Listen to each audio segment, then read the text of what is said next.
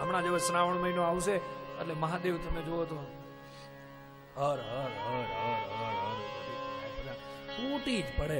મને એમ લાગે કે મહાદેવ એ સમયે બધું છોડીને કૈલાસમાં જતા રહેતા હશે સાહેબ, કારણ કે એને શાંતિ તો જોઈએ ને. મંદિરમાં જાઓ, બહુ ગંદુ ન કરો, મારી તમને સૌને પ્રાર્થના છે. પણ હવે તો શું છે, આપણે તો ગાડરિયા પ્રવાહની જેમ. વચ્ચે ઓલા ગણપતિ દૂધ પીતા હતા, મારો રામ જાણે પીતા હતા કે નહીં સાહેબ.